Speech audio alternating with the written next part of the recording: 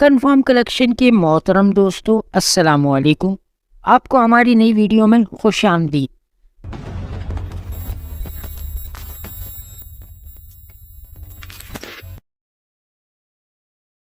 ہماری یہ زمین تو گول ہے، مگر ہزاروں سال تک انسان اسے چپٹا ہی سمجھتا رہا، اور کسی حد تک یہ بات ٹھیک بھی لگتی ہے۔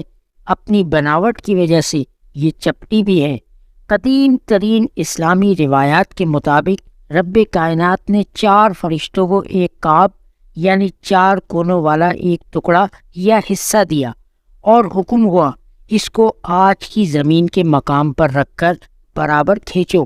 تو فرشتوں نے چاروں کونوں کو پکڑ کر کھینچا تو وہ زمین بن گئی۔ کعبۃ اللہ زمین کے بالکل مرکز میں واقع ہے۔ زمین پر 77% پانی اور باقی پر خشکی ہے۔ انسان کی فطرت میں کھوج اور جستجو ہے، اسی لیے انسان زمین پر آباد ہونے سے لے کر آج تک اپنی زمین کے ان حصوں کی کھوج میں لگا رہا جہاں اس کے قدم پہلے نہ پہنچے تھے۔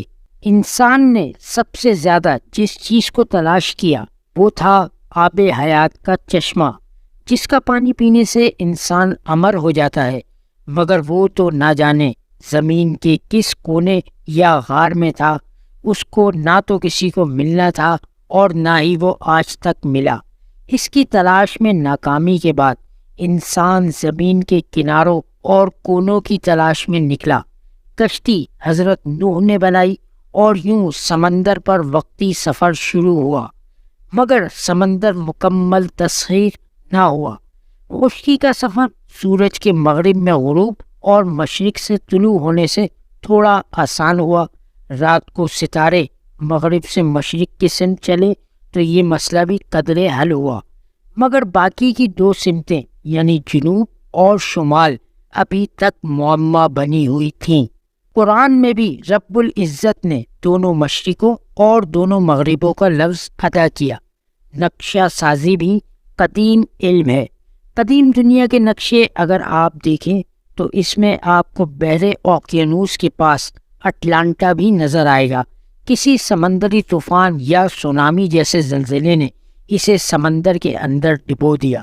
یاد رہے چاند جو ہماری زمین کا ایک حصہ تھا وہ بھی بحر اوقیانوس کے پاس سے ہی جدا ہوا تھا۔ مزے کی بات کہ پہلے سفر چاند کا آغاز اور اختتام بھی اسی سمندر کے آس پاس ہوا۔ برمودا ٹرائی اینگل بھی یہیں پر موجود ہے۔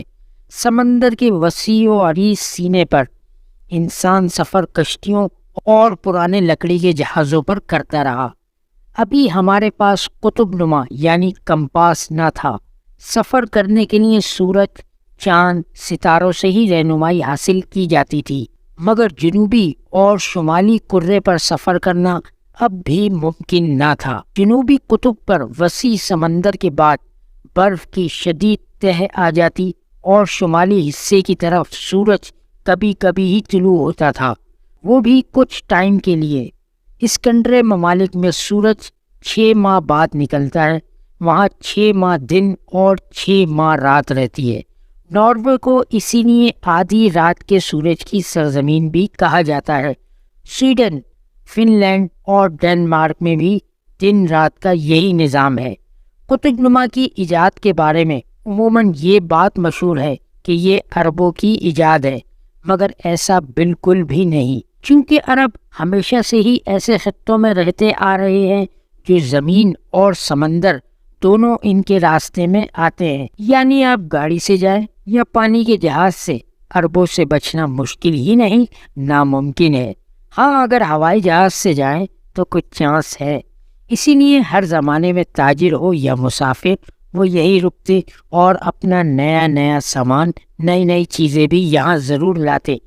باقی چیزوں کی طرح جب قطب نما عربوں کے ہاتھ آیا تو انہوں نے نہ صرف خود اس کو استعمال کیا بلکہ باقی دنیا میں بھی پھیلایا۔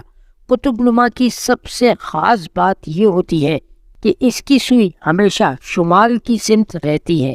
قطب نما کے بارے میں سب سے پہلے چین کے ایک شخص پیروس پریگرمنسس نے سن 1269 میں میگنیٹ اسپیکٹیکلوڈ میں اس کا ذکر کیا۔